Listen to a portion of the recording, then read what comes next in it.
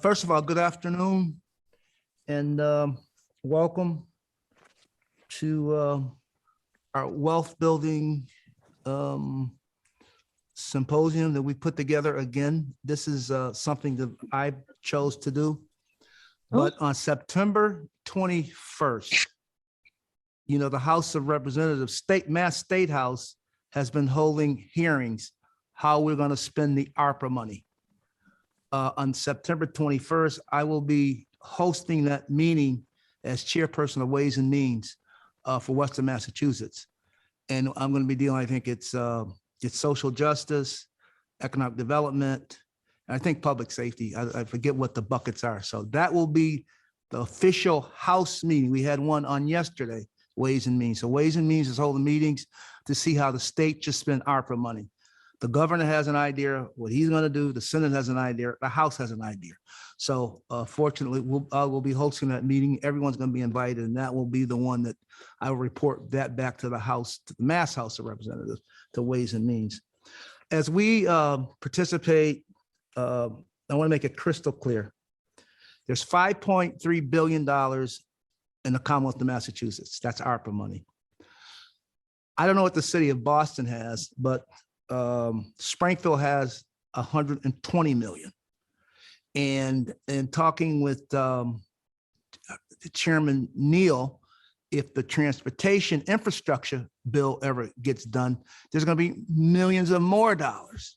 So I just want to commend the Biden administration for seeing fit to put money in the pockets of people in Black and brown communities.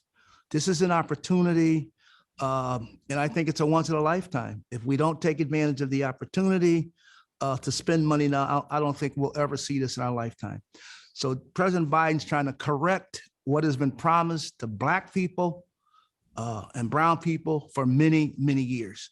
There's a lot of money, and as we've had this tremendous panel who's going to speak and address that.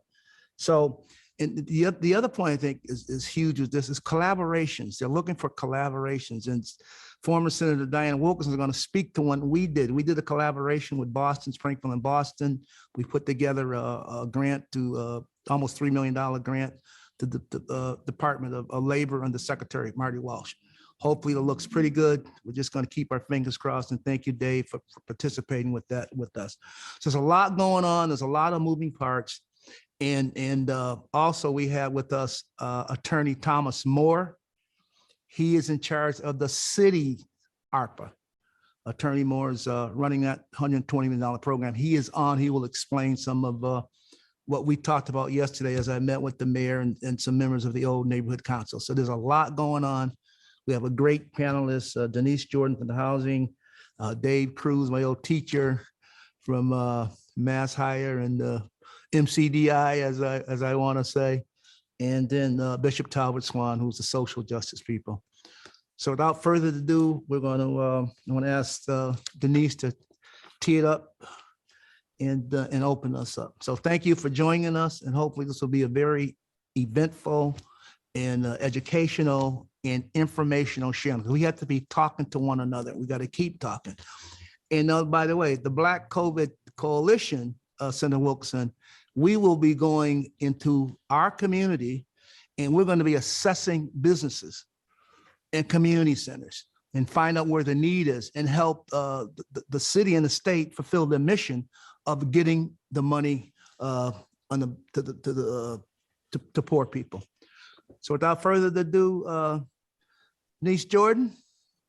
Good morning. The floor is yours. Thank you. Thank you, Representative. Good morning. My name is Denise Jordan. I am the Executive Director of the Springfield Housing Authority. The Springfield Housing Authority is the third largest housing authority in the Commonwealth of Massachusetts.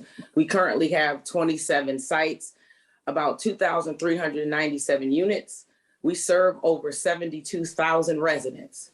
We oversee 332 mass rental vouchers, 2,809 housing choice vouchers. Our current budget is a little over $50 million.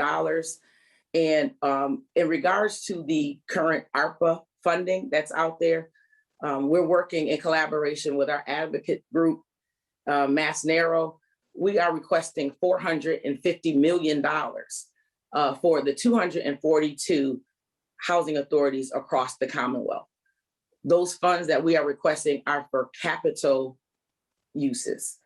As you all know, the residents of public housing receive a great amount of assistance, but what we are housing authority executive directors, we need help with our capital investments. Representative Williams, Reed Village is the oldest housing development in the city of Springfield. It's in your district. It is 74 years old, which means the infrastructure is 74 years old. So we have a lot of issues. And so we, as housing authority directors, are advocating for our fair share of the Arpa funding so that we could update our utility infrastructures to make our developments safer for our residents. And I'll speak more as we get into the discussion. Thank you. All right, thank you. The next person needs an introduction is Dave Cruz, who's the president and CEO of Mass Hire Hampton County Workforce Board. He's been doing workforce development for many, many years. And he's going to speak to that $245 million in workforce development. Dave Cruz, thank you for participating with us. Yeah, thank you, Representative Williams. Good morning, everyone. Thanks again, as I said, for asking me to be a part of the panel today. At some point, as we move through the next 2 hours, I'd like to spend a little bit of time sharing with you what the at least $240 million plan that the governor has presented is intended to use. I'm hoping I'll have a chance to screen share. If not, I can certainly, go through the different buckets of money. I'd also like at some point to share some data with you about the workforce in Springfield, because I think that's really important to talk a little bit about who the workforce is, who are the targets of the work we need to get done here. And, Representative Williams talked a little bit about the need for collaboration and partnerships, and I couldn't agree more, but I would propose to you this morning that in my judgment, one of the things we also need, because this ARPA money, as you know, is a long game. This is money that's not intended to be spent between now and the end of December. It's money to be spent out over the next several years. So what we need, at least on the workforce side, we need a plan. And I think in all the work we're doing, in all the buckets we're going to be addressing, it's one thing to have collaborations and partnerships. And I know many of the people in the gallery here have longstanding both personal and professional relationships. But I think what we're really going to need to be effective in a move towards solutions to help folks that are unemployed and the residents of Springfield is we're going to need a plan. And we're going to have to be faithful to the development of that plan. And we're going to have to be faithful to the execution of that plan. Because at the end of the day, the work's going to occur on the ground, in the neighborhoods, in the councils, and in the economic and workforce development entities here in the area. So I'm excited and honored to be here, and I'm hoping as the meeting goes on, I'll have a chance to share some information with you that I think will be helpful to our work going forward. Yeah, and we're gonna get right back to you in a few minutes, Dave, so we can get that information. The next person really needs an introduction. Friend of mine's been in the civil rights field battle a long, long time, and I look to him for not only spiritual leadership, but for leadership in terms of bringing us together and fighting for the least of us. Bishop Talbert, Swann. Thank you, Representative Williams. Good morning, everyone. My name is Bishop Talbert Swann. I'm the pastor of the Spring of Hope Church in Springfield, also the president of the Greater Springfield NAACP. We've all been through a lot in the last year and a half during the course of this pandemic, but let me be very clear that Black Americans were among the hardest hit, not only by the virus from a health perspective in terms of the death toll, but also from coronavirus layoffs. Not only that, they are recovering at the slowest rate, which is a 1-2 punch, because they were already affected by stark wealth and income disparities long before the pandemic ever took place. And so the headwinds that African Americans are facing are plenty. Some are unique to the pandemic, but others are a result of structural inequities that have long contributed to high rates of unemployment, typically double that of white workers, even when the economy is strong. And so the key to addressing these inequities has to be to promote a strong economic recovery for everyone, but specifically to those communities like the Black community that have been hardest hit. And I know sometimes we're reluctant to use certain language to talk specifically about targeting Black communities. But I submit to you that we're not that shy when it comes to specifically targeting other communities. You know, people quote JFK all the time that a rising tide lifts all boats, and we often get policies and programs that are well-intentioned to lift everyone up. But let me borrow from James Clyburn: a rising tide can only lift all boats if the bottom of the boat is secure, if there's no holes in the boat. And so I submit to you that in the Black community, there are holes in the boat because of structural racism that exists. And so I submit that there are a number of things that needs to be done with the monies that are being allocated. We've got to close the racial wealth gap, and that includes policies to lowering the Black unemployment rate. I said at the last economic forum that we can throw money at every problem, but if we do not change the policies and the practices that created the disparities, we'll be right back where we were. Two, we've got to improve wages and opportunities for upward mobility for those communities that earn low wages. And then we've got to eliminate the health disparities that are prevalent in the Black community, which has exacerbated the situation during this pandemic. And so any of our city's recovery strategy has to protect workers that are vulnerable. It has to address the long-standing racialized employment disparities, and then it has to invest in Black businesses and economic programs that lift those communities that are hardest hit. I know there's about 350 million or so aimed toward downtown development. And while I believe that we should have thriving downtowns, oftentimes we've seen monies thrown at downtowns that has never impacted those who live uptown. And so I'm very concerned with where some of this money is being earmarked, and submit to you that we need to have some further discussions regarding how this money is being spent, and to ensure that those communities that have been hardest hit by this pandemic are not left behind once again. Thank you, Bishop. And I can assure you that 350 million, that was the governor's plan. Now, he had that 350 million for downtown as some of the housing money that was involved with that. But we, the House, as a House, I think House leadership, and me in particular, I understand that most times money's always geared for downtown and it never trickles uptown. So we're very concerned about that. We just want our fair share. And as I said, this ARPA money through the Biden administration, Biden-Harris administration, want money to get in the hands of those who really need it. Disenfranchised Black Americans, Brown Americans, poor Americans. And we're going to try to stick to that, because the last thing we want is money coming in and it stays down by MGM with the casino for Springfield. So thank you. I had asked Attorney Thomas Moore. He's an attorney for the city. Him and Swann are in charge of, I guess, overseeing the ARPA money for Springfield. So I wanted him to come in and explain to the panel, because most of us from Springfield, give us a 5-minute what the process is, how did it get involved, and if there's any questions, I'm sure you can take them. Attorney Thomas Moore. He was my attorney on city council, so I know he's vetted.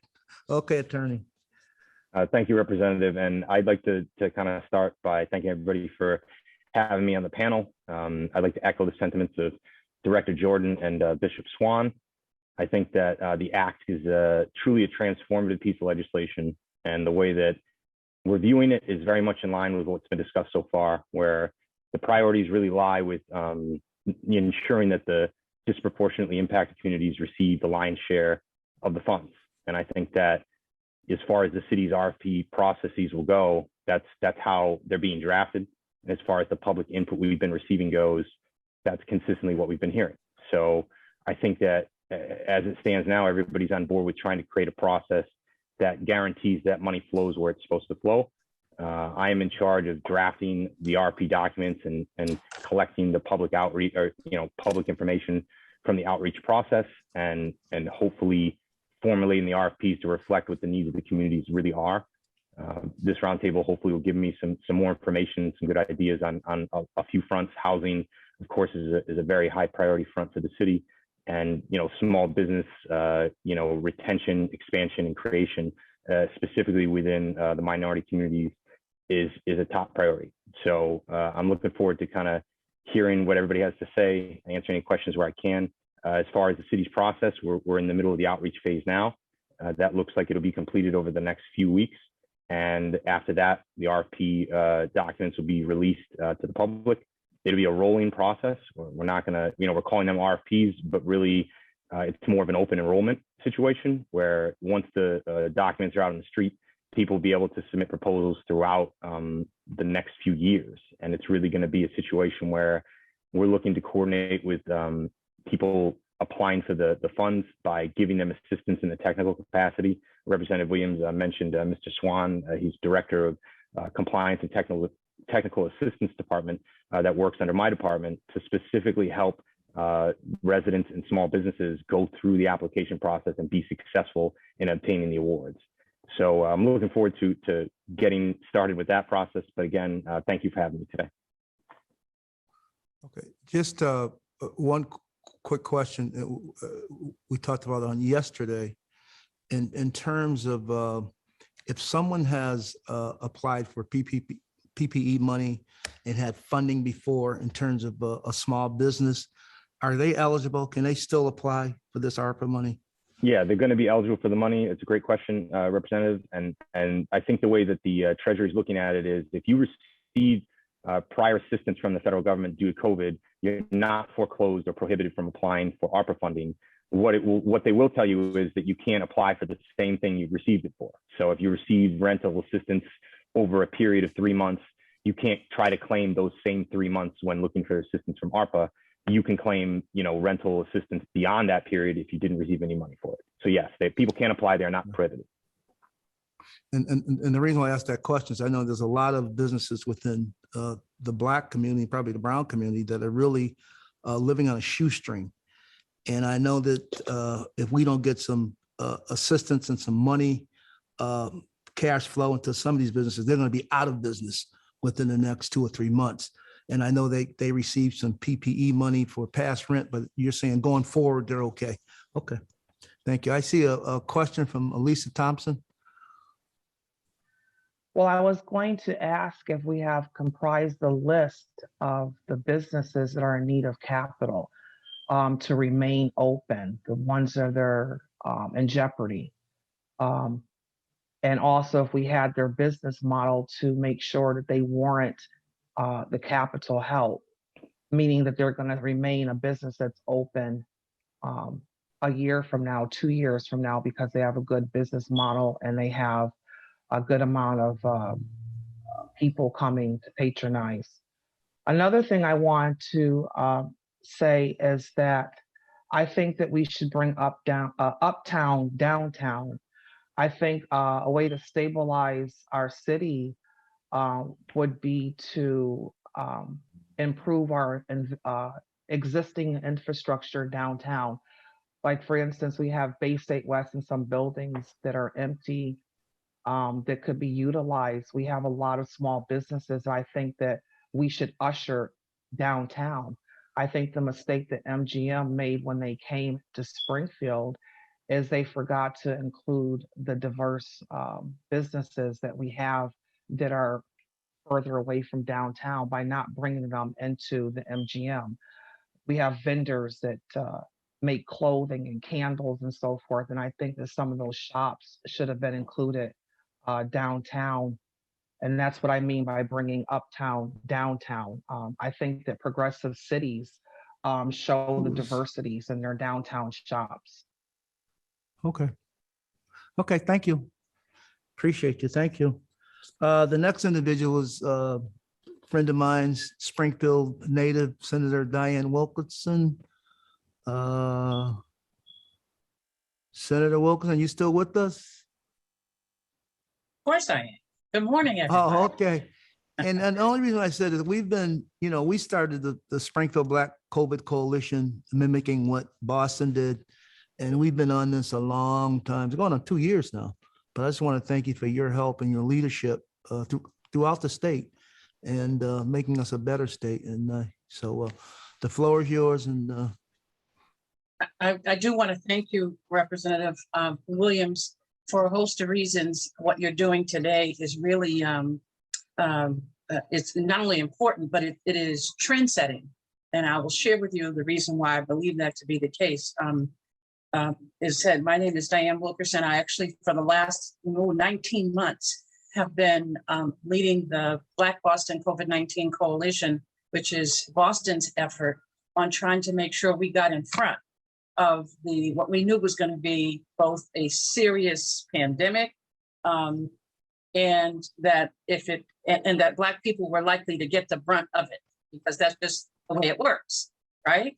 And I say that not jokingly. I say it because if you remember, what we knew early on was that the health indicators that they told us that exacerbated COVID, asthma, diabetes, high blood pressure, respiratory ailment, hypertension, were all illnesses that we had more of than everybody else to begin with. So we knew we were in trouble. And so we have this whole conversation today in the context of the reality that COVID is going to be with us for a while. Normally when we do disaster recovery, it's after the event, right? And this is, in my mind, the first time we've been in a disaster recovery event while we're still in the disaster. And so, the hurricane's over, the tornado's over, the fire's over, and then the money comes. It appears that we are going to go through several more stages of surge, but the reality is that the money's here now. And so we need to figure at least the first stage of the money, because I don't think it will or can be all that there is, that we have to be ready. And so my caution on the serious note is that I don't believe we are. And I say that by sharing just two events with you. One, a month ago, the coalition of housing organizations in Massachusetts had the first, and they've now had the second of Zoom meetings on how to spend the affordable and the home ownership money. As I share, I got on that Zoom. There were 143 people on that Zoom. I saw 3 Black faces.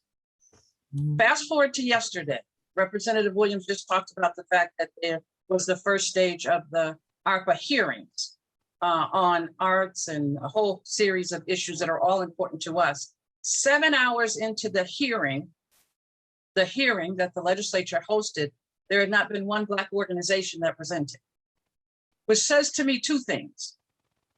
The process, the folks with the money may not be ready to share it, and that the folks who need it, the Black community, is not ready to receive it, even if they were.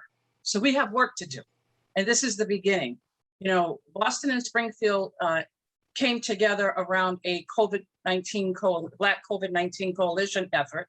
And I've been watching, with pride, because we've been joined at the hip. Why? Because we have the very similar stats in Boston as you do in Springfield. Unemployment, the health stats, the CORE. And so when the Department of Labor issued that grant opportunity, it seemed to make sense. The grant is a 2-year, $3 million grant for dislocated workers or historically marginalized workers who have been affected disproportionately by the pandemic. And so, of course, who do we think of, right? Young, Black, male, and females, 18 to 45 years old, 75% of them have COREs. They were struggling for grown folk wage employment before COVID, and certainly it's not going to be easier after going out of this. And so we submitted the grant. We have Springfield partners. Literally, Springfield Partners is one of the partners in this grant. Mass Hire, thank you, Mr. Cruz, for the support. We had to have our local workforce boards involved. We have Boston's, we have Springfield's. We have the Urban League from Springfield and Boston. And we have some really exciting opportunities and activities proposed in the grant. Here's the bottom line.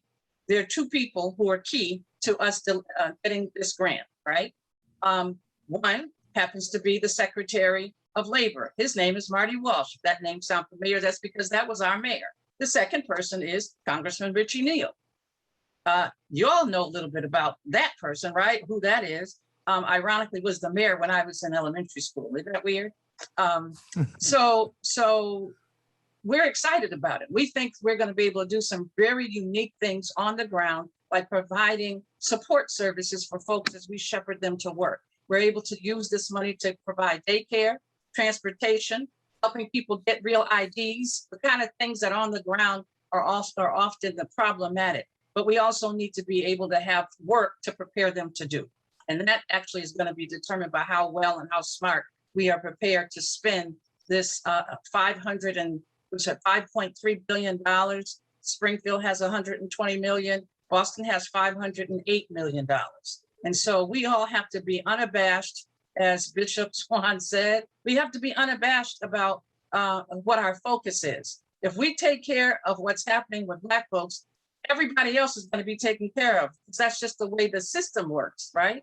So when you talk about lifting all boats, that's real. It's a phrase we're using often. We're going to continue to use it. We have to be working together, and we have to be focused on our ability to receive this money that Representative Williams, by the way, the only of the electeds who is out front and looking and asking and taking note on what people and soliciting ideas on what people think we should do with the money. We can make a difference if we use this wisely. Thank you, Rep, for the opportunity. Always a pleasure to be with you. No, thank you, Senator.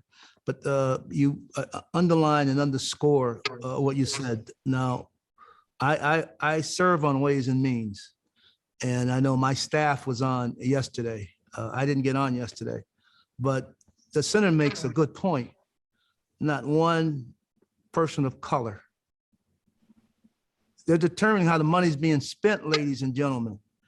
So that September 21st meeting, we're going to have when I first held my first meeting on the Racial Equity Committee, along with Senator Chang Diaz, that was the first time we had so many people of color who testified before our committee, because we made it important. We got it to the community. We got the word out. We did our due diligence. On the 21st, I'm going to do my due diligence. You will know about the meeting because I'm hosting it. And we need people of color to come and to testify. This is how this thing works in Washington and in Boston, and sometimes in the city of Springfield. That's a very good point. These meetings I'm calling out by happenstance is because I understand and know that we got to get the word out to individuals. But when we give you the word, you have to come in and I can't testify for you. I can't tell the folks what you need and what you want. So that's great. So I'm gonna shoot to Dave Cruz now on the workforce development. Then we're gonna go with the Keith Farley from Wayfinders to give us the housing angle. Dave, the floor is yours. Yeah, thank you, Rep. Williams. I'm not sure whether the connection is that workforce development, the training. That's a connection, because you're part of that grant that we're going to try to get, and there's a lot of infrastructure money coming. But how do today I was on the show with the former Rep. Ben Swann. We were talking. I said, Ben, we need another MCDI, the Skills Center, a place where people, I tell a story. When I was a probation officer, a young man would get in some kind of trouble. He'd come downtown and we made referrals. I could refer them to Massachusetts Career Center or the Skills Center. I couldn't refer them to, say, trade school or to commerce.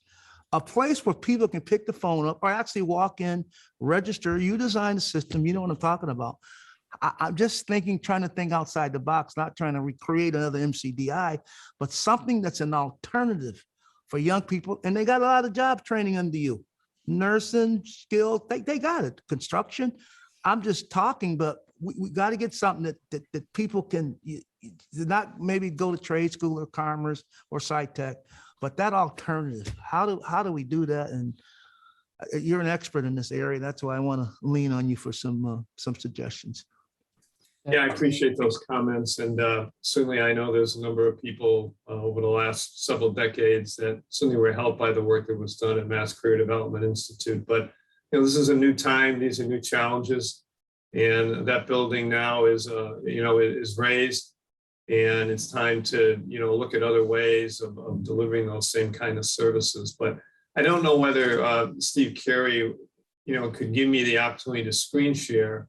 I would like to do that. If not, I certainly, can certainly speak without it. But I don't know. Stand by. We'll have it ready. All right.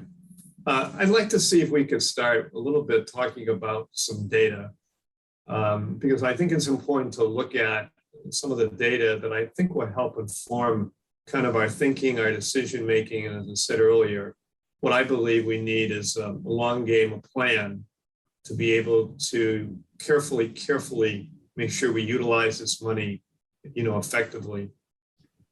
In July of this year, in Hampden County, the unemployment rate was 7.7%. Here in Springfield, it was 10.9%. 7,016 of our residents were out of work. And look, I've been around for a while, and when I look at numbers, I would tell you that even though it's reported that there are 7,000 folks that are unemployed, I would say that there's a significant number of individuals who are not captured. Screen share, Dave. Excuse me. You can screen share now if you'd like. You can screen share. I will in 1 minute. Yeah, I will in 1 minute. Thank you. There's a significant number of individuals, quite honestly, that are not captured in that figure. We're the only community in Hampden County that has double-digit unemployment. A year ago, that number was 16.3%. And somebody might say, well, wow, we've made significant progress from 16.3 to 10.9. But historically, I think, Bishop Swann talked about this, pre-COVID, Springfield had double the unemployment rate of the state. And no matter where we go, we're going to continue to be in that situation unless, as Rep. Williams said, we really sit down, work collaboratively, work smartly, but really commit to a plan that we can execute on the ground. So from an unemployment perspective, we're sitting here in Hampden County with 10.9%. And across the state, I would tell you that we probably have the third or fourth highest unemployment rate in the Commonwealth, probably next to Boston, maybe next to Lawrence.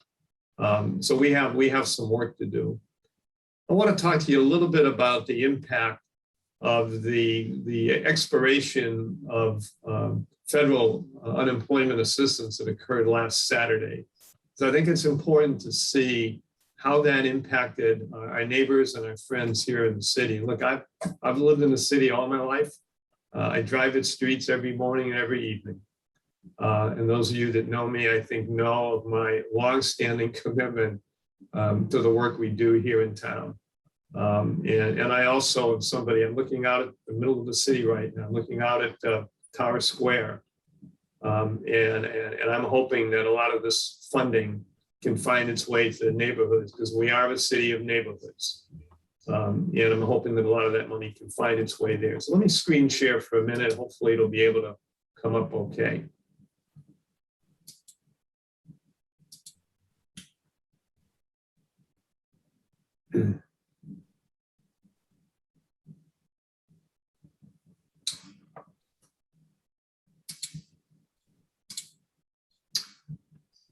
I want to show you again the impact that occurred last Saturday on the residents of Springfield. Those individuals that were collecting support from the pandemic unemployment assistance portion And this was really intended for individuals that were out of work, but for whatever reason, were not able to collect unemployment benefits. Either they exhausted them, they couldn't get an extension, or they weren't in a situation where they were eligible to collect unemployment insurance. So last Saturday, there were 7,470 residents of Springfield, 4.2% of the entire state, that were impacted by the expiration of those funds. To me, that's significant. Second, there's another group of individuals that were collecting funding, were collecting unemployment compensation, but the PEUC allowed them to extend the collection of their unemployment. Here in Springfield, almost 5,900 of our neighbors, again, lost that benefit on September 4. And again, we're the second highest percentage community and numerical community in the state.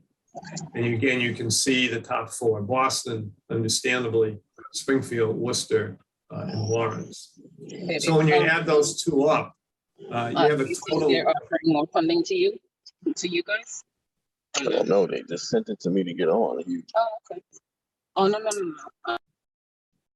You have a total of about 15,000 individuals that in one way or another have been impacted and have found themselves, short of funding now as of last Saturday.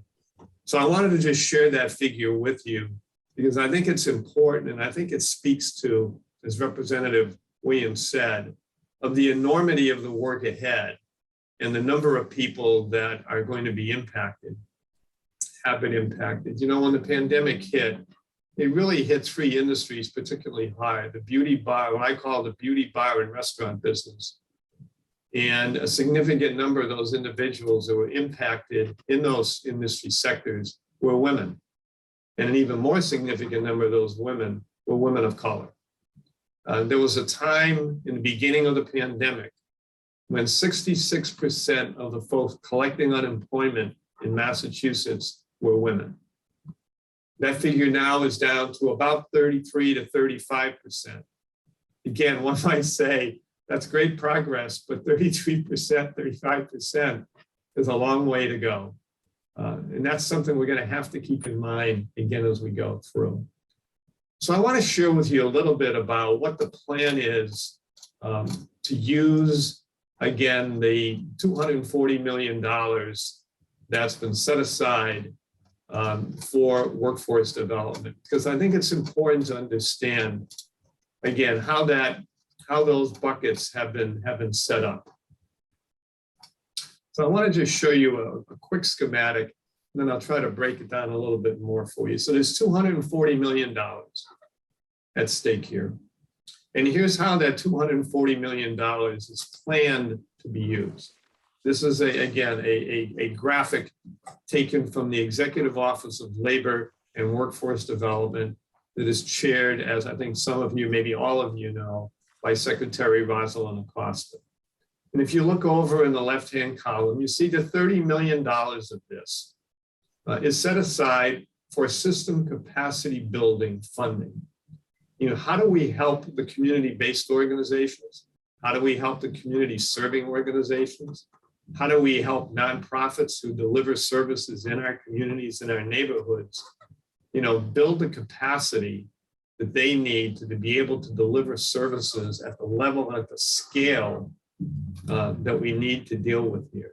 This is really a very unique opportunity for, I think, some funding, not to be put into training per se, but it's to be put into those organizations that although they don't deliver training, they're the ones that are closest to those claimants, those unemployed individuals, those job seekers that are looking to switch careers that need that help. That's a lot of money. That's money that we have never, ever seen before. And to Rep. Williams's point earlier, we ain't never going to see it again. So we gotta do the right thing here. You also see now that there's another block of money that's set aside to deal with individuals who are unemployed with limited work readiness skills. These are individuals that have a high school diploma or less. These are individuals that historically, although they're not in the labor market, even when they were in the labor market, were on the fringes of that labor market, working at minimum wage, no career pathway, probably minimum benefits, certainly not enough to support themselves, or more importantly, their family. And again, you can see the percentage here of individuals who need second language skills, who need digital skills.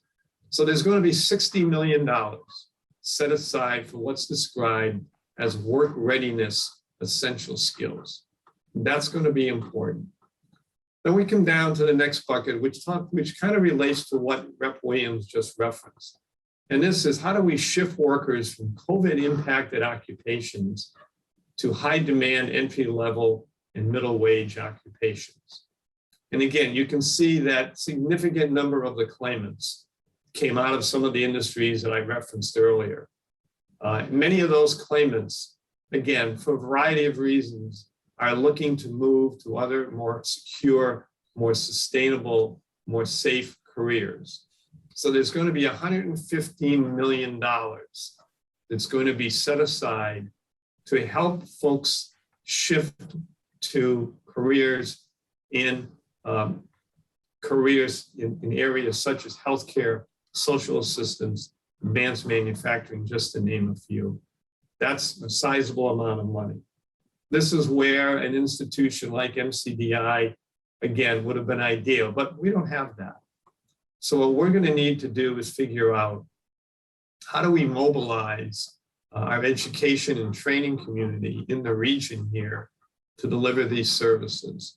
And I will tell you, here in Springfield, and all of you know this because most of you, if not all of you, have been in town for a while. We have two of the premier educational institutions in the state in Springfield, right in our neighborhood, in Roger L. Putnam Vocational Technical High School, that offers 23 different occupations, and the only technical community college in the Commonwealth in STCC. We need to figure out how we can get both of those institutions to work collaboratively, to work with us and help us, because that's the only place that training is going to take place. There is no more MCDI, and not all our citizens are ready for an associate degree or a credential or an associate or bachelor's degree. They need and are looking for short-term, targeted, specific training that's going to give them the technical skills that they can go out and get work. They'll then deal with moving in a pathway to get a certificate, to get a degree. But right now they need skills, they need competencies. They need to be able to get them quickly so they can get back to work. So we need, as part of our plan, to approach again those two institutions and work with them to be our training providers, because this is going to be, in this bucket, you all know this is going to be an education and training process. We need to educate and train and prepare the workforce. 35 million, again, is going to be set aside for what's being described as mid-wage credentials. And this, in many cases, is going to not only be geared towards folks that are unemployed, that probably have been in the labor market, that are ready now to move to other opportunities, higher level, but also to look at the significant number of individuals that we have in Springfield that are working every day. They work every day. They work 2 jobs. But even doing that, again, they can't get even with the board here. Because what they really need is they need to be in a position where they can acquire advanced skills that will allow them to move along in a career pathway that, again, will increase their wealth, increase their buying power, and allow them to support their family. We have a number of incumbent employees who work in companies who, again, are working at wage levels where we need to upskill them in order to allow them to move along. So between these 2 buckets, you've got $150 million set aside, again, to provide the kind of training and education that we all know is critical to this recovery, and the point that Rep. Williams referenced earlier in his reference to MCDI. So when you look at these 4 buckets, this is where the plan is, and it's just a plan, to use the $240 million. Nothing has rolled down in terms of the specifics. I think we have an opportunity as a gallery of professionals and committed individuals to influence how that money is spent on the ground. But I wanted today, just in be respectful of time, just to show you a little bit about the enormity of the issue in terms of who's been impacted by the economic downturn caused by the pandemic, and what the plan is that Rep. Williams and his team, again, are working with at the state level to try to shift this money for, and again, this is statewide money. So when you look at the funding that Attorney Moore talked about coming into the city, and you look about money that potentially will be coming down at the state level, we have a great opportunity here, probably for the first time, to really do this the right way. But look, we need a plan. We just can't write this in the back of a napkin. Yeah. We need a plan for the long haul. This is a long game. And we need to be sure that anything we do is well planned. We have the resources to execute, that we make and not be afraid to make mid-course corrections. And quite frankly, that we have the courage to see it through to the end. So thanks for giving me a few minutes, and I'm going to stop screen sharing and happy to answer either now or later on any questions. Yeah. you might have. What we're gonna do, we're gonna go through the presentations, then we'll get back to questions and folks can chime, because I want to hear from Keith Farley, Dr. Frank Robinson, on Digital Divide, a term with Archbishop Bayman, if he's on, and then we'll open it up for questions. But Dave, you made a good point in terms of the collaboration has to take place. And I've gone so far, reached out to Dr. Johnson up at Winnick, Western New England University, to suggest his input, because, you know, they have the School of Law there and they have the economic development there. And then we just have to maybe get UMass involved, but we just gotta, there's a ton of money, and we have been saying, and I've been talking about this since January, but you have to have a plan, you gotta have something on paper, and you gotta access this money. Now, this $240 million is a suggestion by the Baker administration. That's not etched in stone. It's being vetted by the House. It's going to be vetted by the Senate. And at some point in time, they're going to come together. But I'm trying to talk to leadership to say that, you know, we just can't keep having meetings and hearings and the money doesn't get to the street. There are people who need money now. You know, time is of the essence. So that's always my pitch. I like to have hearings and stuff, but we have to have these on a fast pace. The next individual, Keith Farley, Wayfinders. And as we know, with the moratoriums and people getting evicted and falling behind in their rent and looking for help, the city has a plan, I believe, and then Wayfinder, and you're doing an outstanding job, Keith. So can you give us just an overview, please, sir? Thank you. Sure. Thank you, Representative Williams. I appreciate the opportunity to speak with you all today and your leadership here, bringing us all together to kind of share our ideas and thoughts so that we can work together on creating that plan. As you mentioned, Wayfinders, for those who don't know us, is a regional affordable housing community development organization serving Western Massachusetts, but our primary focus is here in Hampden County and in Hampshire County. And we are the regional administrator for the emergency rental assistance programs here, which have continued to have high demand throughout the pandemic, and a really increasing demand as folks are hearing about eviction moratoriums going away and such. That said, we have been able to put unprecedented dollars to work in the last fiscal year, something like $31 million, helping about 7,000 families. In a normal year, we do about $2 million and about 800 or 900 families. So and that demand for those resources is unabated. And it's unabated because we came into the pandemic with a housing crisis. A housing crisis in the country, in the Commonwealth, and in the region. Many people thought of Western Massachusetts as an affordable alternative to the eastern part of the state or higher cost places. And that is not the case for for the communities here. And particularly in communities of color, we have seen significant rent increases during the pandemic, significant increases in the cost of housing, and that is all causing distress for families and for individuals. But for some of the things that have been put in place with both the state's rental assistance programs and the federal emergency rental assistance, we'd be in much worse shape.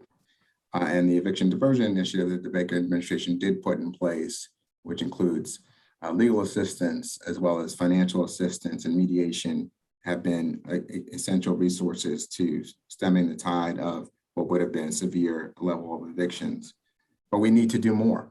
And if we're talking about the future, I like to use thinking about this as us making it a series of generational investments in the future. And I'm using investments here intentionally instead of thinking about spending, because I'm thinking about investing. When you invest, you expect to get a return on that investment. And so there's an intentionality there. And the return here has to be the better outcomes for our communities of color. And we have to be really intentional about what we're going to focus on as it relates to that. As many of you know, as I mentioned, Wayfinders is a housing organization, and this past year with the UMass Donahue Institute, we released the Greater Springfield Housing Study. And in that study, it revealed what the conditions were leading into the pandemic, and they've only gotten worse during the pandemic in terms of housing. And we all know that housing, our homes, are places that are foundational for our success, whether it be our economic success, our success at work, our health, the futures of our families and our communities. And we know that in communities of color, they have been disinvested in historically. And it's only, again, been exacerbated by the crisis of the pandemic, the housing crisis that afflicts our communities as well. And so I want to just take a minute to talk about some of the data from the study to also make clear where I think the investments need to go as it relates to housing. When we look at the region in particular, when we look at the home ownership gap in the region, meaning those folks who are homeowners versus those who are renters. And when we talk about building wealth, we know that most people build wealth through home ownership. In our region,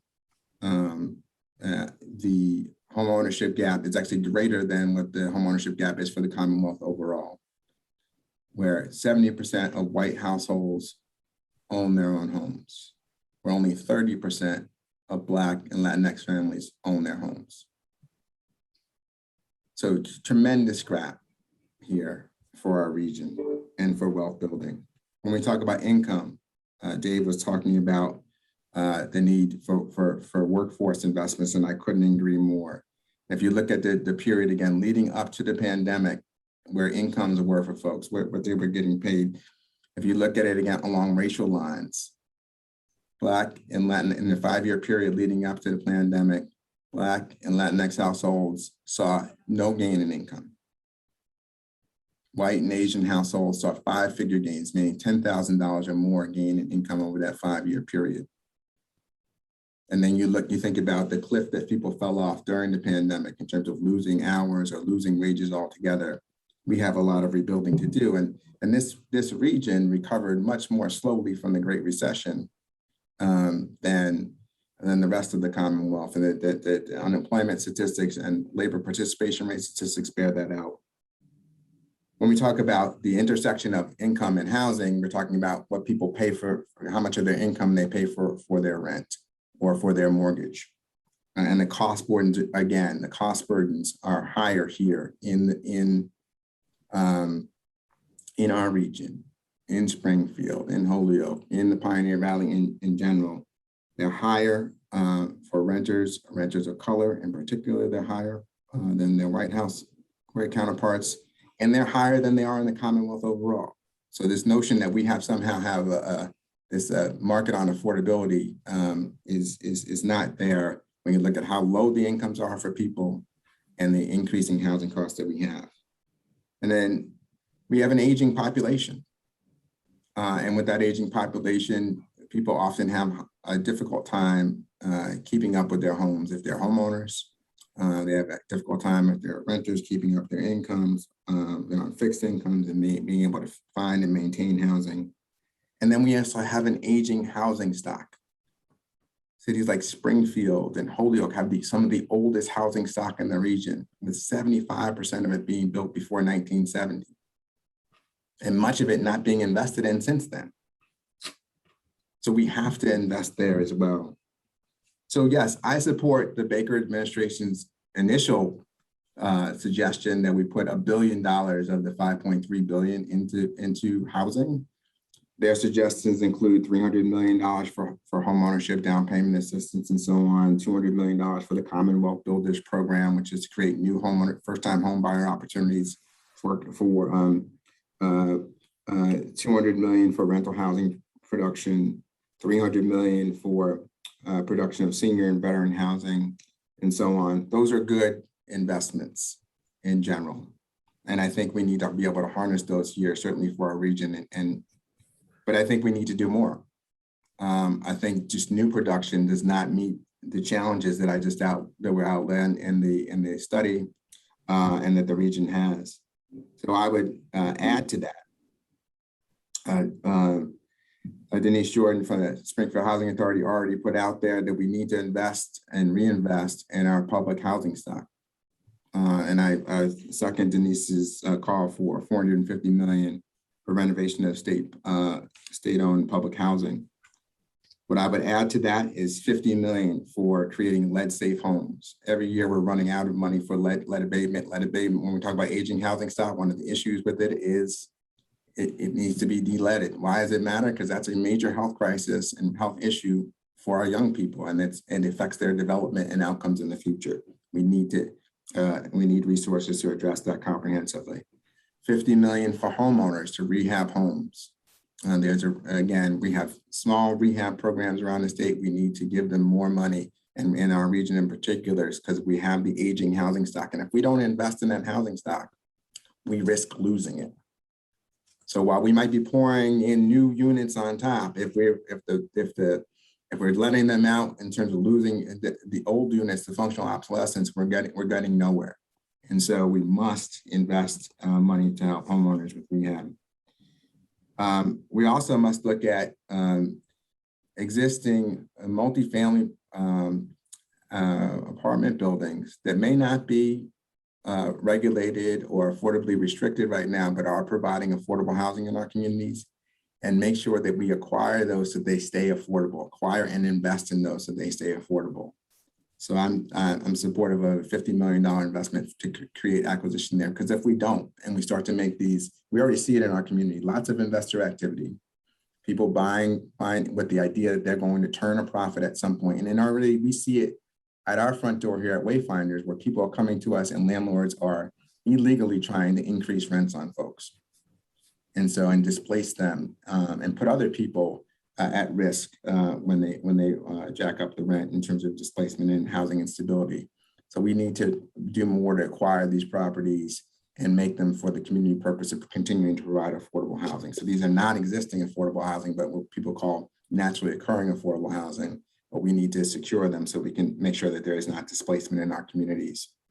And then finally, again, most people who unfortunately enter the housing courts are coming unrepresented.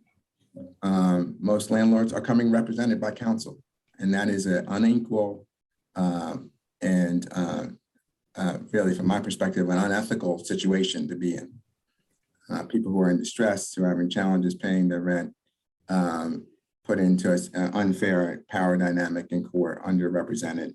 So I'm supportive of putting $83 million for the right to counsel to support tenants and eviction proceedings to right that imbalance.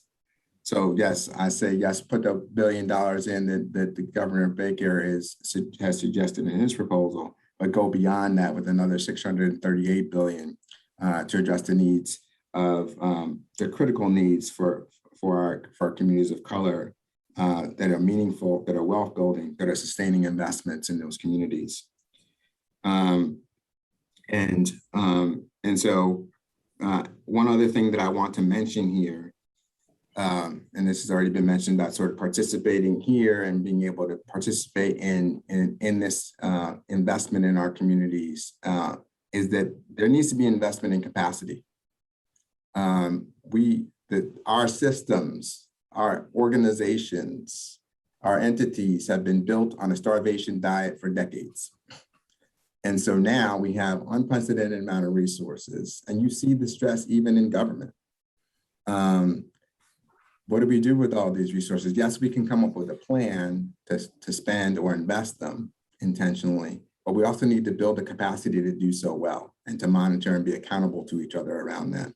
So I don't have a dollar amount that I'm going to put on that, but I would say organizations like mine and other community development organizations in our region and throughout the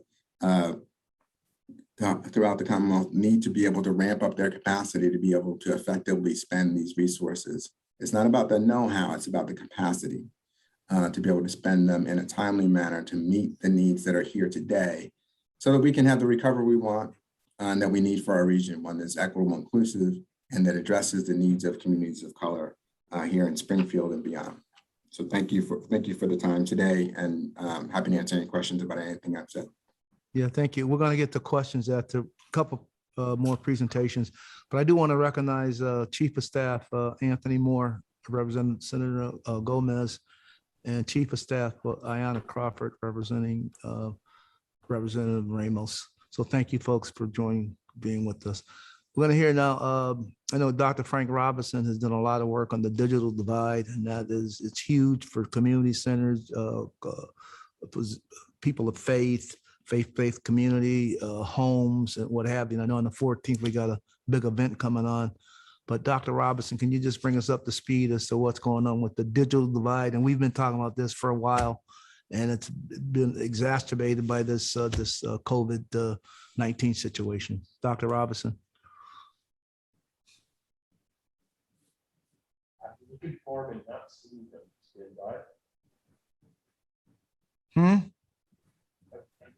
I'm looking to see if they have left me here. Muted. He's there. I'm muted. That's Boyd, Dr. Robinson. Okay, I guess I should. Frank Robinson, there you go. I should know better by now. It's been like 18 months of Zoom, and I still can't remember to unmute. So I want to talk to something else, Representative Williams. I want to reference the digital divide, but I think I have some data that speaks to what I was hearing from Dave Cruz and from Keith. And I jotted down a bunch of notes: policy, practices, run this for the long term. Representative Swann address the underlying health disparities and inequities that are historic, and as historic as the economic challenges facing the community. And I think there's some solutions. And what I'm hearing from Dave and from Keith and from Representative Swann, we need to target resources. We need to be sure these resources are designed to exist, to start something that continues beyond the ARPA funding. These are one-time funds, they're not sustaining funds. We need sustainable solutions. And I would say what I'm hearing from them is we need transformative solutions, that we actually transform the way that we deliver resources to support folks. So I want to speak to that, not so much around the digital divide at this point. Go ahead, take your time. And so if I can share my screen. Yeah, right. Take a minute. And then I got Dave Lewis coming up next with Bishop Boyd. And I'm gonna try and be fast. I can get stuck and talk forever. So I'm putting in front of you what's called the Social Vulnerability Index. And this index is used to predict the resilience of communities when those communities are confronted by external stresses on human health, the pandemic. So this Social Vulnerability Index is something that guides the allocation of resources as designed by the Center for Disease Controls. So reducing social vulnerability can decrease human suffering and economic loss, or you can flip that. Targeting resources to places where there are high levels of vulnerability can increase health and well-being, and economic prosperity. So let's think about the social vulnerability index as a means of targeting resources. So what I heard from both Keith and Dave, there are really very precise solutions, and there are precise populations that need help.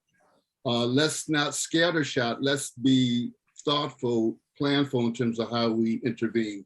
So I'm suggesting, if we take a look at Springfield, and this might apply to more than Springfield, and in fact it does, that if we were to take a look at neighborhoods by their vulnerability index, and we were to target resources at the city of Springfield, the legislature were to target resources such that they match the level of vulnerability by neighborhood or by locality, we're already doing something we've never done before. We're actually matching the equity investment to where the inequities exist, both on a health standpoint and more broadly speaking on an economic standpoint.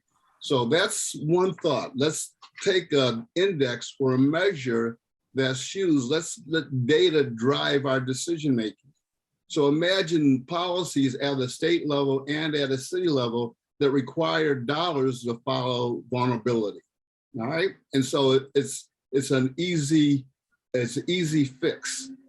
You know, I like maps. Representative Williams, you know that. So I typically map red Springfield and green Springfield when I'm talking about the pandemic.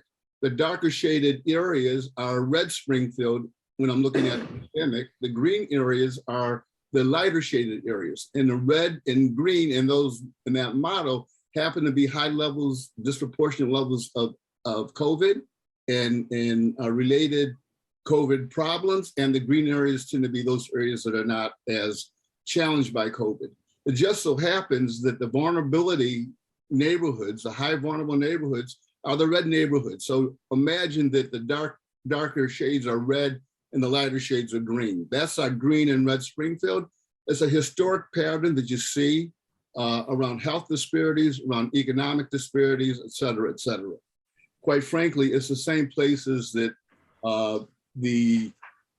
where the vulnerability exists as it relates to what I call sort of the unremarkable finding that these are the same places where redlining occurred, where schools are segregated, where jobs are scarce, residents are more socially vulnerable, and of course, most economically disadvantaged. So what I like about this particular display is it's a display that takes a look at Boston and Springfield by comparison. And the closer you get to the number one, the higher the level of vulnerability for the neighborhood is. So Springfield has at least 4 neighborhoods that have a higher vulnerability level than Boston.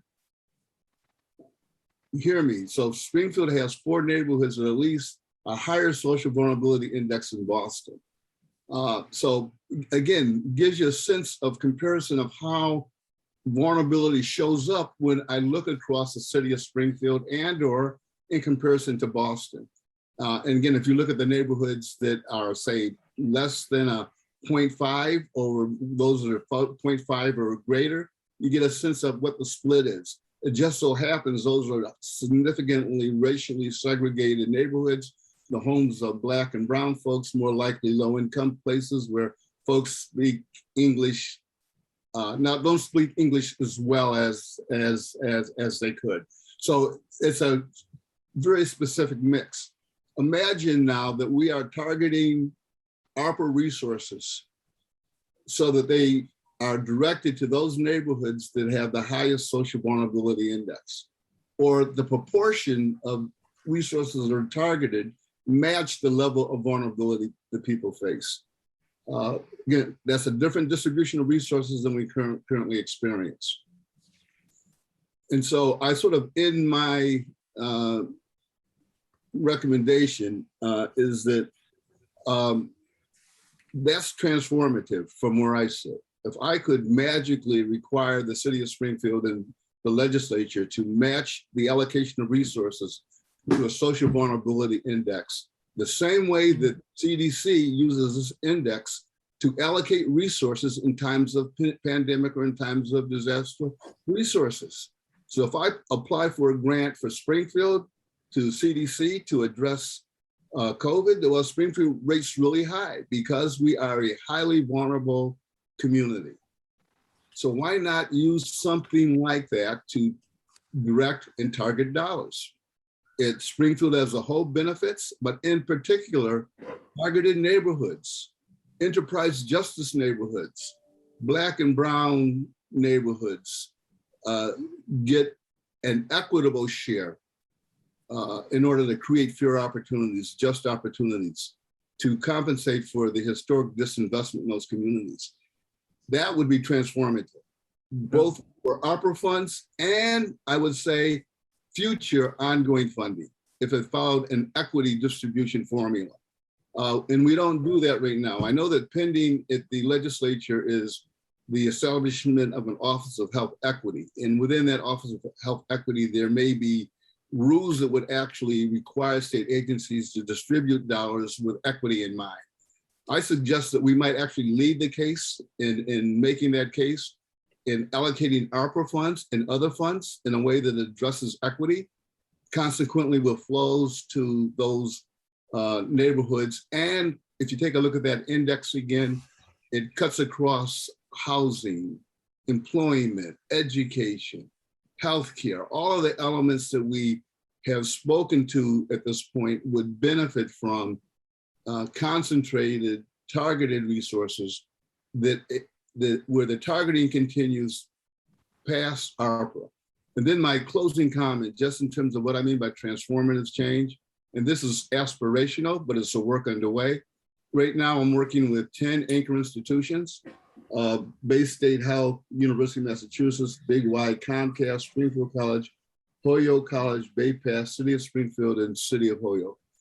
Transformative change means those organizations agree to do local sourcing, local hiring, place-based investing, addressing low-wage, moderate level employees over the next 5 years, setting baselines for how they're doing today with targets for improving their performance and investing in local communities 5 years from now.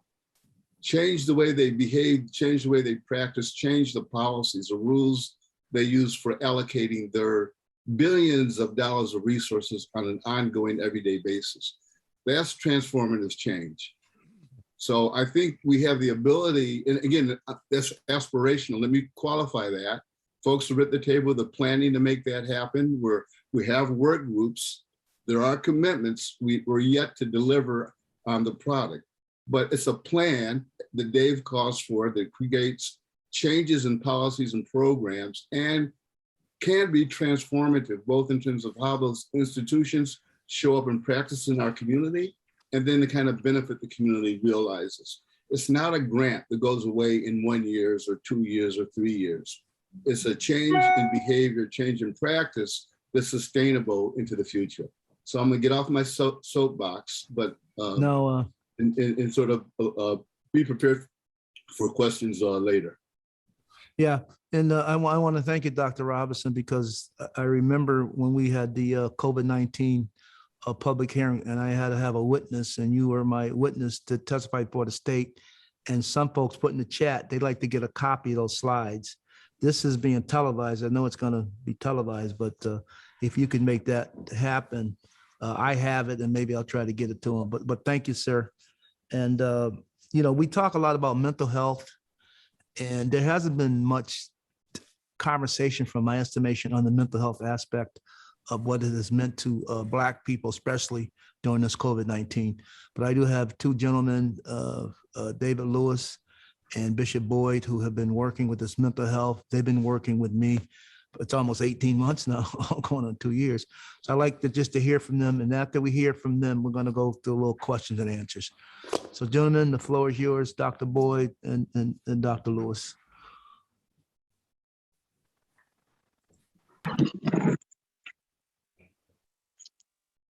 That's David Lewis. Dave. Good afternoon. Thank you for the elevation, but not doctor. Oh, you do enough work. Well, it's definitely an honor to be in the midst of such a vast array of dynamic people in our community doing this work. COVID 19 has exacerbated the marginalization and the disparities of our community, even more. So, as well as highlighting the issues in our community. From the mental health point of view, we've seen a myriad of people from different walks of life come into our facility to get some stabilization, to get some understanding, to regulate their emotions. The depression, anxiety, and PTSD has been off the chain, and also helping folks that are working and that are on the front line, that are just there, that are more vulnerable to the virus, helping them to stabilize their emotions.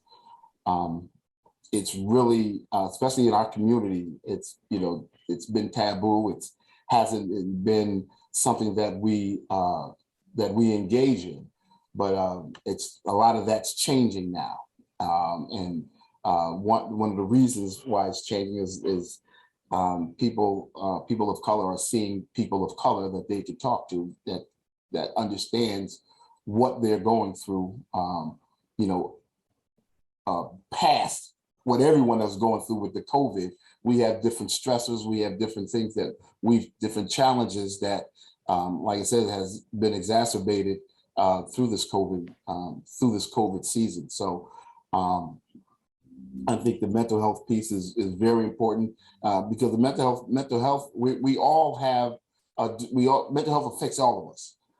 So there's a lot of us are able to manage and able to navigate, but some can't. And so just need, some just need to talk to someone to talk to, someone to get this stuff out, someone to bounce this stuff up, bounce some stuff off again, against the wall to help them make sense of this stuff. Everything that we're talking about with housing, with work, with employment, housing, employment, work, all this, we are affected, very much affected. And so just helping, being there to help, and being open to receive the referrals and the calls and help folks get through this has been wonderful. It's been, and I'm just happy to be in that position to provide these services. Thank you, Dave Lewis. Bishop Boyd. Thank you, Representative Williams. Brother Lewis, thank you for them comments and all these distinguished panelists you have, people on. We just feel fortunate to be able to talk to you a little bit about mental health and its effects because it's so important. And State Williams, I really appreciate you putting this in there because a lot of times we don't see the importance, especially Black people and Latino people, of mental health and how much it affects our life. Unfortunately, us African Americans, we occupy a unique niche in the history of America and in contemporary national life. The legacy of slavery and discrimination continues to influence our social and economical standings here in the country. The mental health of African Americans also appreciated only within the wider historical context. Resilience, because we're so resilient as a people, what that does is it forges social ties that enable us to really overcome adversity and maintain a high degree of mental health that we've also, especially our spirituality, that we've always leaned on for centuries, have helped us to endure all the hardships. Now, this great opportunity that you all are bringing, that everybody's talking about, it's a time for us to capitalize on a door that's been opened, which is naturally going to help us mentally to see our value and that people care enough that we should begin to care about ourselves and take leadership, the role that's necessary like you're doing here. Because the stress of financial insecurity is well established as far as the risk factor of psychiatric mind and the way we think. Sources like stress include financial insecurity, which we're all talking about, unemployment, insufficient income to meet just the regular needs, which people don't realize this is a mental problem that can depress you and cause you to lose energy and not forge and go forward in your life, as well as perceived threat of financial insecurity that can come through this. Fear, loss of jobs, and things that we're talking about today.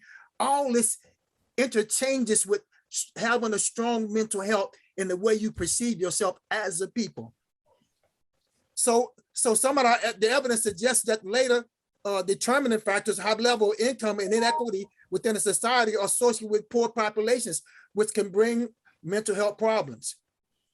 But all this right here shows, and I'm real happy, because really it helps us as mental health clinicians to reach out to people and give people hope. And that's what we're doing right here, giving hope to people. Because when you hope, you know, hope makes you not ashamed of your situation you're in, because you have hope like a wayfinders. You know, if I have hope in that, maybe now from rent, I can go to get a house. That gives me hope. My whole mentality changed, that I can make and go to housing, Springfield housing, and get what I help. And then they can help me eventually get my own house. All that is mental. And all that is the strain that is taking place in our community. And I'm so happy with what's going forth today. And that people now, as David Lewis said, are opening up to realize the importance of sharing when it comes to mental health, because all you're doing is sharing your story.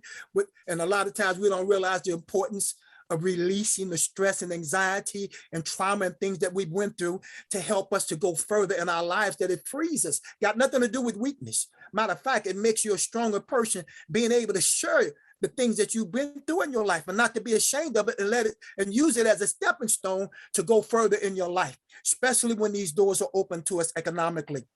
So I'm real happy about this, about mental health. And I want to just encourage you about here to share with people you may be talking with, to see a mental health clinician or a pastor or somebody they can talk to, just to free them up that they can go forward in their life. That's so important. Unfortunately, suicide rates have went up higher during this COVID-19 because people have lost hope. Matter of fact, I had to help a 9-year-old, believe it or not, want to commit suicide. Because at the time, I said 2 pandemics was going on. One was the racial factor, and then the other one with the pandemic. And it said, ain't no hope for us as Black people, with all the stuff that was happening in the country at that time when it first started, and giving them hope. But see, hope makes us not ashamed of where we at, that we can go forward in our lives and be better people, not only for ourselves first, but then when we help ourselves, then we can help other people. Thank you, Representative Williams. Thanks, Bishop, for sharing. See, Denise, Jordan. Thank you, Representative. I just wanted to make a closing remark just for me, because I'm enjoying all of the things that I'm hearing. You know, based on all of the folks that have gave remarks, I want to remind people that some of your most vulnerable people, not just in the city of Springfield, but in the Commonwealth of Massachusetts, are people that live in public housing. The issues that you spoke about, financial challenges, housing instability, employment obstacles, language barriers, education barriers, mental health conditions, health disparities in access, and most important, self-esteem, the stigma of living in public housing. It's important that people that are involved in public housing and helping those folks that are in assistance and in need of housing are at the table, which is one of the reasons why I reached out to the representative. It's imperative that we're here because, you know, all of the folks that we're talking about, the majority of them live in public housing. So I'm glad to see my colleagues, Jeff and Leo from Springfield Neighborhood Services, Jerry McCafferty from the city, and Keith Berry from Wayfinders, because we get calls every day. And it's really difficult trying to meet the needs of these vulnerable people because they need so many services and resources. But it's also important to note this, as we talk about the need for more low-income housing, we need to remind the rest of the delegation, representative, and the rest of the House, as far as Western Mass goes, Springfield cannot be the answer to solving the low housing stock. This is a regional issue. It's incumbent that we start pressing the surrounding cities and towns to do their fair share. Many of the people needing housing, they come from Agawam, West Springfield, Chicopee, but yet Springfield, everyone looks to us to solve the problem, to build more capacity.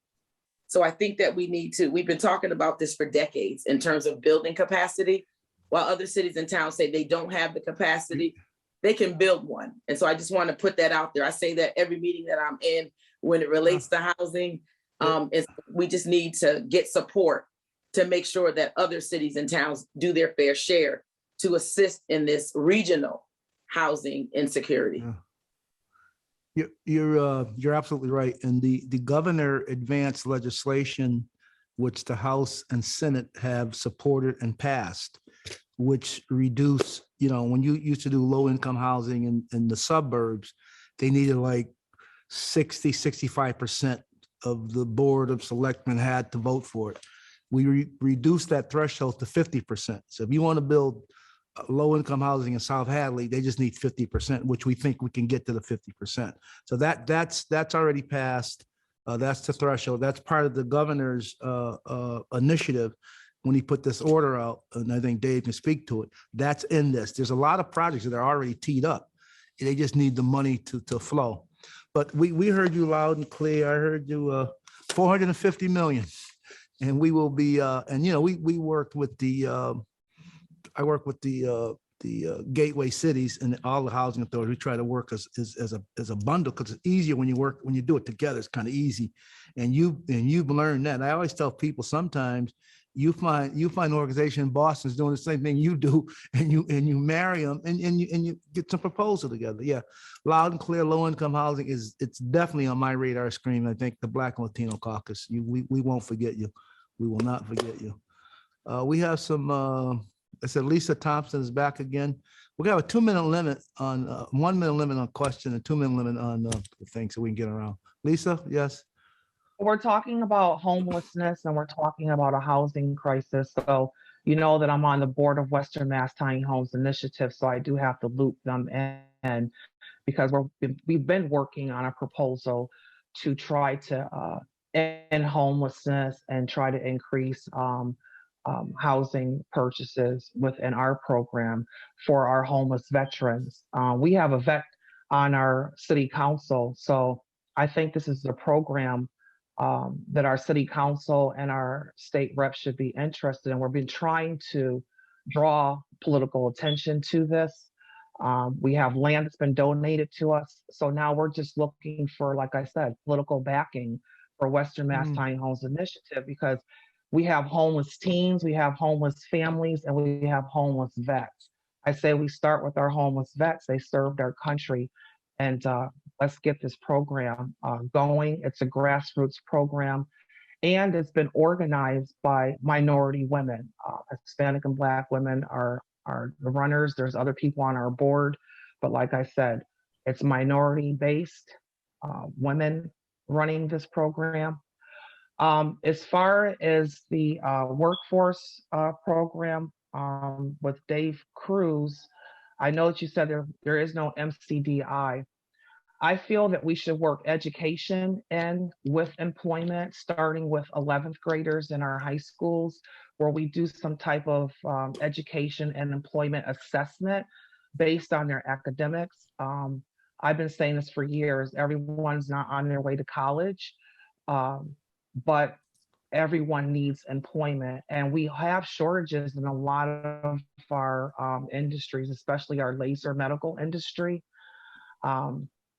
We have a lot of large companies here, well, a few large companies here, and I say that we go to Smith & Wesson, we go to Mass Mutual and our large local banks, and we say, look, we want to work our 11th graders and 12th graders into this program where we assess them and we find out what areas they would be good as far as training, and give a small stipend. Yeah, what's up? And also give them a small stipends for this apprenticeship. Okay. Thanks, Lisa. I think we have Pamela Schwartz. You're welcome. Yeah, hi. Good afternoon. Hi, Pam. Nice to see you. Thanks so much for this opportunity, Representative Williams. My name is Pamela Schwartz. I'm from the Western Massachusetts Network to End Homelessness. I just want to echo a lot of what I heard here and add just a little bit more. But first, I want to just draw attention to the disproportionate impact of homelessness on people of color. And Western Massachusetts, of course, is no exception. The impact of homelessness in Western Mass falls 2.5 times more on people of color, on Black people, 3 times as much on people of Latinos. in Western Mass alone. So I know these numbers are not startling to anyone, even though they're permanently so startling. But this disparity exists here in homelessness precisely. And towards that end, what we've heard before, what you heard from Keith around right to counsel as a major priority for federal funding, that $83 million that would close the gap through representation is very significant and a huge priority of the networks. Right now, over 90% of tenants are facing eviction without representation, while over 80% of landlords have representation. So justice demands closing that gap and getting the right to counsel for evictions. Also want to echo Denise and Keith and others around the public housing. That's another huge priority of the network, to get that funding and investment into the public housing stock. So that's at the 450 million level. And the other thing that I want to bring up that I don't think has been raised here, well, actually it might have been, but here I am to echo or not, is the investment in permanent supportive housing. $300 million is the recommended figure by the network in concert with our state partners. And permanent supportive housing bears on communities of color as well, in particular, because it provides support for people who are experiencing homelessness, who need help, whether it's any combination of support services, from mental health to substance use to sort of the complexity that people who are experiencing the trauma of homelessness are facing. And this permanent supportive housing is critical to providing that pathway to stable housing. And there's particular programs, ex-offender programs, people leaving various institutions, being discharged, that are in need of this kind of support, partnering with health resources so that we can get this housing stability that we're all after, particularly focused on communities of color. So that's an additional priority I want to stress from the network, that $300 million for permanent supportive housing pipeline. So those are the three things I wanted to just call out, and just thank you for this forum and this opportunity to share. I see him. I didn't see Sagan. All right, thanks, Pam. Next we have Richard Griffin. Yes, sir. Hi, everybody. I just had a couple of questions, and it's not really statements, but I know everybody's talking about job placement and job creation and job training, but listening to Keith and listening to Denise and then listening to Frank, I keep on hearing like there's going to be businesses that are going to be needed to either provide housing or emerging developers, or there's going to be 2% or percentage of the anchor institutions trying to procure things from these different businesses. Is there going to be money for training of businesses because we know that Black and brown businesses hire Black and brown people. So instead of always concentrating on job creation, is there going to be any money for entrepreneurship or anything of those natures? Because when I hear everybody speaking, I hear construction businesses and I hear, all different type of businesses, that are able to be made, and there's different training resources for those businesses already in existence. Is there going to be anything for entrepreneurs that could be used with these ARPA funds? This is a great comment, Griff. Yes, there is. I think the city's going to do startups, and I think the state, from the Black and Latino caucus, we're trying to have money, work with Rep. Carlos Gonzalez, to have startup money for startup businesses. If you want to start a business, we're going to give you the financial backing to start a business. Absolutely, you're right on it, because we know that the micro businesses, because when you talk about, when you say small business in the Commonwealth, it doesn't mean Black and brown businesses. They mean, small cap companies, and most of our buck is those micro businesses, those restaurants, bodegas, that kind of stuff. Yep, you're right. Yep, absolutely. And I'll work with you alongside that. You write what you think we should have, and then we'll try to get the money to fund it. That's how it's going to work. People have to write what they think they want outside the box, write the proposal, write the RFP, submit it, and we try to get money for it. We're trying to get not the traditional way, because America has a great way. The cities and the states, when they get buckets of money, new money, they always go to the same buckets. So it's the same old people always receive the resources. And we're trying to eliminate that. That's a huge situation for us, trying to eliminate that same mentality. Oh, just put it downtown and put it uptown. And that's what they traditionally do, but expand buckets. So yeah, great comment, Griff. Leo Williams, Springfield Neighborhood Housing Services. Thank you, Representative Williams and panel. I'm with Springfield Neighborhood Housing Services. I'm the executive director, and I work also with Jeff Hamilton. This has been great because it falls into our mission that we started 40 years ago of transforming lives and empowering. But think 40 years later, we're still doing the same thing 40 years later. But I think what I heard from Frank, which really transformed me, was that we got to get down to the micro level. And Denise said it very well. Sometimes we talk at a level, but everything starts with micro lending at the street level, the food trucks. And I know when you talked about 01, 09, well, there are 4 nonprofits basically in there. There's us, Springfield Neighborhood Housing Services. There's Ron with MLK Family Services, the Springfield Partners in this Boys Club. Just those nonprofits alone can transform that zip code. But I think also, and I reach out to Keith, and I reach out to Bishop Neil Boyd on what you said about financial stress. The stress that we're seeing, because we see it at the micro level, when they come through the door, they're meeting the executive director or they're meeting the director of home ownership. But what Springfield NHS has is a CDFI, and people don't know about it. We have a certified CDFI. Wayfinders or Kelman Capital has a CDFI. The question is, how do we get some of these smaller nonprofits, and to piggyback on you, David Cruz, how do we start doing non-traditional recruitment? Non-traditional, meaning having interviews at the church, having interviews at the nonprofit, doing a holistic approach. Because I think if we don't start to do that, and although we're all at the table now, and we don't bring in the people that are in the affordable housing, we need to hear from them direct. Because I don't think sometimes they get that. We never ask them, what do you want? What do you need? And I don't think they need a parent. I think they need to be transformed. And transforming is slow, and it means that, and I'll close by saying that we celebrate developers. We give them a round of applause, but they're investors.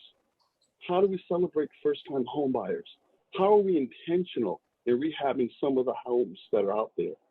So I think that there's a spot for all of us, but I think the key is, Keith, CDFIs. We're CDFI, but we need to speak with you about that, because that's something that can get at a micro level and take back streets, take back neighborhoods, take back zip codes, take back cities. Thank you. Thanks, Leo. I think Keith Farley, do you have something to say? Keith, did you want to say something? Thank you for again the opportunity today, and I wanted to just kind of echo a lot of this what's been said, but also add one thing to the mix here. I talked about the housing crisis before, and I neglected to put out there one critical factor here. Yes, we need to build more. Yes, we need to make sure we repair our supply, but we also need to be understanding, as Denise was talking about, that this is a regional issue. This is not just a Springfield issue. And the regional issue is this: we have a housing supply gap. We don't have enough housing units right now in the region at any income level.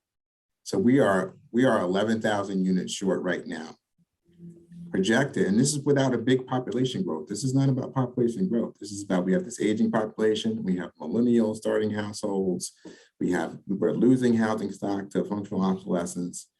And we need to invest in that, because if we don't, what's already projected is by 2025, that housing gap is projected to grow to 19,000 units. So as we look at that, and as Denise rightly called that, it can't be any one community's responsibility. It should not be Springfield's alone to solve for that. You know, we as Wayfinders, we are developing in today in South Hadley, in Ludlow, in Agawam, not because we were necessarily welcome there, but because we saw the need, found the opportunity, and worked our way through the resistance to be able to put affordable housing units there. And I see it every day here when we see people from those same communities coming to us for emergency rental assistance. So the need is surrounding our communities, and we do need to disperse the impact of this investment so that the burden is not felt only by one community, but as I said before, it's got to be about an intentional set of investments. And I appreciate Frank's pointing out of the social vulnerability index as a key way to begin to determine and target that investment. And I feel like we should be using this as a data-driven exercise, as he described, to do more and to do it well and hold ourselves accountable. We should be measuring ourselves against where we are today, where we are next year with these investments, and so on as we go forward, because that will be the measure of whether or not we've done a good job both in the planning and execution with these dollars in the long-term investment for our communities. Okay, thank you, Keith. I don't see any more questions. I think we'll wrap it up. I know we're a little early. Well, Dr. Frank Robinson, go ahead. So I'm going to come back and take advantage of this opportunity to invite folks September 29th and probably mid-October to join us in a regional conversation about digital equity. And so Representative Williams introduced that initiative to begin with, and I wanted to talk social vulnerability index. So I get a chance to squeeze in this invitation to participate in a regional conversation around how do we close the divide for our communities. And so witness this phenomenal conversation and the fact that we were all available to exercise our civil rights, human rights, to become full participants in helping to create solutions for ourselves. There are too many of our friends, neighbors, low-income, Black populations, rural populations that can't actually be full participants in society because they're not connected. And if they're connected, they may not be literate in the use of these tools and services.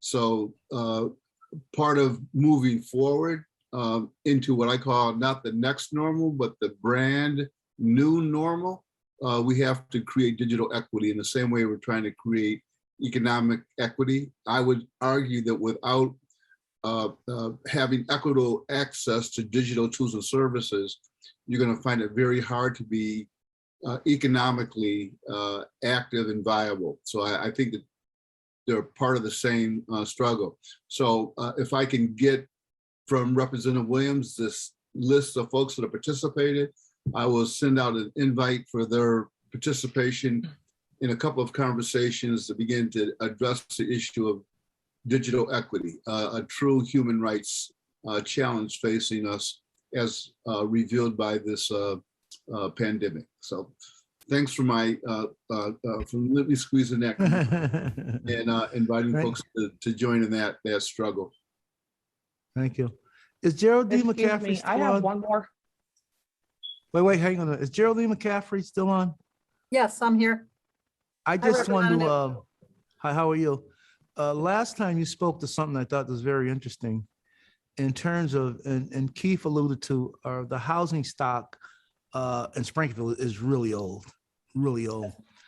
But you said you thought that we should, and it makes a lot of sense, create those programs for homeowners. Some homeowners need, they need a porch, they need new windows, they might need a roof. They don't need, they own their houses. And I thought that was pretty interesting. I mentioned that to the mayor last time I talked to him. So that might be one area or one bucket we can kind of create for those. Yes, I think we're definitely talking about that at the city level. We have created a program that does that using disaster relief funds. So we've been able to start a program.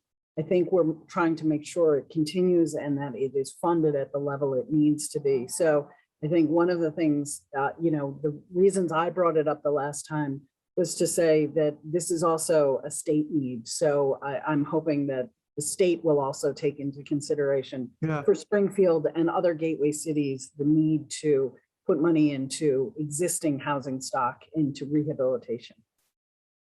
Because, you know, we get a lot of calls at the state level in terms of, I need to do my porch, and I call downtown and there's really no program or no situation for folks to receive any help in terms of the income threshold is too large and they own their house.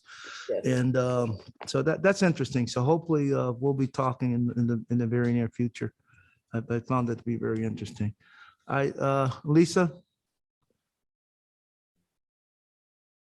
Oh, sorry. I would like to add that I think if we don't want to see this money go to waste, because so much money has come into our city and our state over the years, and then the things that they were implemented for don't last. And I think if we're going to make the minority community in our city happy, I have a suggestion. We have infrastructure already existing that we could utilize. Bay State West is pretty much an empty building, and Eastville Mall is underutilized also for leases. We have a lot of creative vendors in our city, a lot of small Black businesses and minority businesses in our city. And what a lot of progressive cities are doing is they're creating what they call Black meccas. We don't have to call it that, because I would like to see more diversity and racial harmony in our city to include everyone, inclusive. But what I suggest is that we appeal to these smaller Black minority businesses, Latino businesses, and we usher them into the mall space or the Bay State West space, being it food business or clothing business or any type of artistic business. And we also add a Black bank, a Black credit union, Black barbershops, Black restaurants, Black entertainment. And we give the capital in a way that it's going to be lasting. It's going to exist 5 and 10 years from now and grow. I suggest that if it's we take 3 or 4 like vendors and we give them one lease to maintain. We give them the capital to get it all started, and we say maintain this lease together. And that way we're not at risk of that business failing, because what I see around our city is we give the $20,000 loan, we say keep your business open for 12 months, you don't have to pay it back. But what ends up happening is in 12 to 13 months that business doesn't exist anymore. So I just feel like we can create jobs and we can create some minority economic stability if we create a situation like that. All right, thank you. Thanks, Lisa. All right, we have 5 minutes. If there's anyone have any parting comments, last words of wisdom. Without that being said, thank you, panel. It's been great. We're going to cap it at 125. Wait a minute. So I just want to, again, thank everyone for participating. In the chat, people have requested slides and other information, and list or what have you. If you haven't, I'll put my email in the chat. If you have any requests, send the request to the rep with the CC to me, and then we'll make sure that we get whatever your request is out to you, just in a general kind of sense. But I don't want to inundate everybody's email if you're not wanting certain information. So that's why.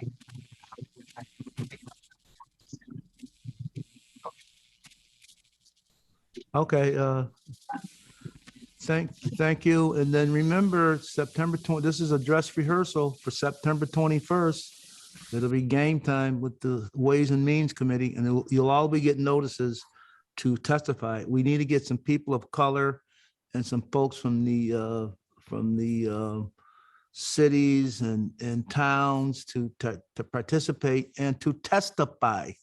Physically get on there and just have to wait. Now, it was a 7-hour meeting on yesterday. I don't like 7-hour meetings, but it might be necessary because there's so much need, and people all over the state, Sister Denise, are creating proposals, and they're just, and it's thousands of proposals. People say, I want this pocket of money for this pool of money for this. So we're going to be organized. And as Dave said, we're going to put that plan together, and anyone who wants to participate, the city's going to have an open process. You can write a proposal or write a grant, send it to the city. They'll decide how the House and the Senate and the state's going to do it. I'm not quite sure. I'm not quite sure how the money's going to roll out. Will it be economic development? Will it be public safety? I don't know. It might be different buckets of money, Dave, in different areas. So we have to stay on it, and we have to stay tuned, because it's going to be moving fast. And talking to Chairman Neal, if the infrastructure bill goes through, there's another pool, a pocket of money that's coming in. So thank everyone. Thank you all. It's been a good day. You guys have a good weekend, and bye.